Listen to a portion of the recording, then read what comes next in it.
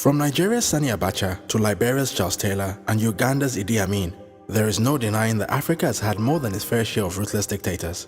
Now, while the crazy antics of the likes of Mobutu and Idi Amin are generally quite well known, one man whose story is very rarely spoken of is Jean-Bedel Bokassa of the Central African Republic, a man whose obsession with all things European led to one of the most embarrassing demonstrations of the kind of self-defeating mindset that has plagued many within the African elite for the best part of the last century. A former officer in the French army, Jean-Bedel Bokassa seized power in 1966 after a successful military overthrow of the Central African Republic's first president, David Dacko. Ripping apart the country's first constitution, Bokassa immediately appointed himself president. 6 years later, in 1972, he declared himself president for life. And just 2 years after that, he declared himself Marshal of the Republic. You see, Jean-Bedel Bokassa was a man obsessed with two things: grandiose titles and all things French. One of Bokassa's biggest idols was Napoleon Bonaparte, and just as Napoleon converted the French Revolutionary Republic to the French Empire in 1804, Bokassa decided that he was going to convert the Central African Republic into the Central African Empire. During a presidential visit in 1976, Bokassa told then French President Valéry Giscard d'Estaing of his plans to celebrate the establishment of a Central African Empire with a lavish coronation ceremony. According to Bokassa, the creation of a monarchy would help elevate the Central African Republic's influence in the continent and also enhance its position on the world stage. Bokassa asked the French president for financial assistance in organizing the event, but despite being initially resistant to the idea, Giscard d'Estaing ultimately agreed to support Bokassa for a number of reasons. Firstly, he did not want to risk jeopardizing France's major role in the country's uranium and diamond mining industry. Secondly, France had a major interest in maintaining good relations with the Central African Republic, which alongside Gabon and Zaire, formed the bedrock of French policy in Central Africa. Bokassa's alleged growing relationship with the anti-France Libyan leader Muammar Gaddafi was also another source of anxiety for Giscard d'Estaing. And all things considered, he allegedly agreed to fund Bokassa's coronation in exchange for him cutting ties with Gaddafi and guaranteeing continued French access to the country's uranium and diamond mines.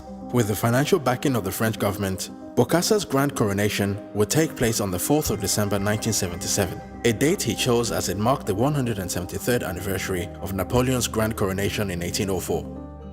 Bokassa's coronation would cost an estimated $30 million, which amounted to just over 1/4 of the government's annual budget, and would ultimately go down as one of the most wasteful and embarrassing events in African history.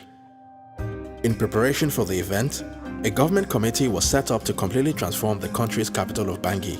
The streets were scrubbed clean, old buildings were repainted, and beggars were driven out of sight. Renowned French sculptor Olivier Brice was commissioned to design Bokassa's imperial throne, and a team of 30 French artisans were hired to build the gold-plated bronze throne worth an estimated $2.5 million.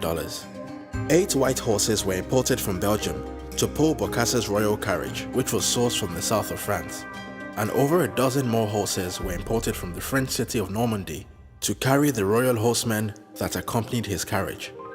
The very same 200-year-old French company that had embroidered Napoleon's uniforms was commissioned to create Bokassa's coronation attire, in association with Italian-French designer Pierre Cardin. 13 different outfits were ordered, costing a total of $145,000. Bokassa's coronation gown alone reportedly cost over $72,000, and his imperial crown was produced by a French jeweler which was founded under the reign of Napoleon. Along with his imperial scepter and sword and other bits and pieces, Bokassa reportedly spent around $5 million just on jewelry. To ensure that his guests were driven around the city of Bangui in style and comfort, 60 brand new Mercedes-Benz vehicles were ordered from Germany.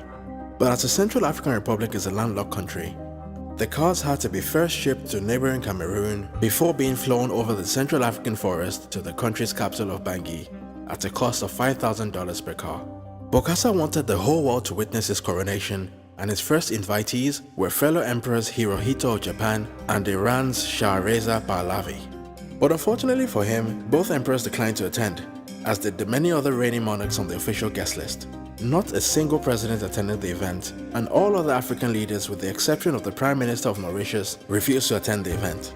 Reflecting on the rather disappointing turnout, Bokassa would later be quoted as saying that the other African leaders were simply jealous of him because he had an empire and they didn't. Even the French president Valéry Giscard d'Estaing, to the surprise of many, also refused to attend. Of the 2,500 international dignitaries that were invited, only 600 accepted the invitation. On the day of the event, the procession began with 8 of Bokassa's 29 children leading the parade. They were then followed by Jean-Bedel Bokassa II, the heir to the throne, who was dressed in a white admiral's uniform. Catherine d'Engouande, the favorite among Bokassa's 9 wives, then walked up to the throne to be crowned Empress of Central Africa, just before Bokassa himself was invited to walk across the 80-meter red carpet for his official coronation. Despite the tropical heat, Bokassa was dressed in a floor-length velvet gown decorated with 785,000 tiny pearls and 1.2 million crystal beads. Across his brow, he wore a golden laurel just like his hero Napoleon. When it was time for the official coronation, Bokassa removed his golden laurel and placed the emperor's crown on his own head, exactly as his hero Napoleon had done at his coronation back in 1804. With the crown on his head, he was then presented with a gold-plated sword along with a huge diamond scepter, and at exactly 10:43 a.m. on December 4th, 1977, Jean-Bedel Bokassa was officially proclaimed Emperor of Central Africa by the will of the Central African people united within the National Political Party, the Movement for the Social Evolution of Black Africa. By the end of this shameful coronation, Bokassa had spent the equivalent of 1/4 of the empire's annual budget just on his coronation. With the ceremony, Bokassa had wanted to make a name for himself, and in this respect, the coronation was a huge success. His moment of glory was widely reported, although not necessarily in the way he would have liked. Images of his coronation were splattered across newspapers and TV sets around the world, to the eternal embarrassment of his countrymen and his continent. But while it's very easy to dismiss the actions of Jean-Bedel Bokassa as yet another case of an African dictator with more power than sense, his story is actually a very sad case study on the kind of defeated mindset that has plagued many of Africa's post-colonial leaders. You see, long before his rise to power, Bokassa witnessed firsthand the brutal impact of French empire building. His father, Minogdon Bokassa, was killed for staging a village rebellion against the French colonial authorities, and at the tender age of 6, Jean-Bedel Bokassa witnessed his own father's death at the hands of the French colonial authorities. His devastated mother was reported to have committed suicide just 1 week later, leaving behind Jean-Bedel Bokassa and his 11 siblings. But rather than turn him against the French authorities, this traumatic experience may have had the opposite effect on Bokassa, as it seemed to ingrain a deep-seated inferiority complex that ultimately manifested itself in a maniacal obsession with French imperialism, which was embodied in his love for Napoleon Bonaparte. From the age of 18, Bokassa would dedicate his life to furthering French interests, as he joined the French Free Forces and fought for the French government on deployments to Indochina and Algeria. Bokassa's efforts in the French army would earn him awards, medals, as well as French nationality. Bokassa would often boast of his achievements in the French army, and on multiple occasions, he was quoted as saying that he was above all things a French soldier and a friend of France. But rather ironically, it was his so-called friend Valéry Giscard d'Estaing, the very same man that had sponsored his coronation, that would bring an end to his 13-year stint as the leader of the Central African Republic. Just 2 years after his grand coronation, Jean-Bedel Bokassa was forced out of power, and former President David Dacko was reinstated in a military coup which was allegedly backed by the Giscard d'Estaing administration. Regardless of the deep-seated psychological issues that influence his behavior, it is very hard to defend the actions of Jean-Bedel Bokassa. But nevertheless, his story will always serve as an illustration of why the next generation of African leaders must adopt a new and authentic mindset. Once again, it's KB Taiwo for New Africa.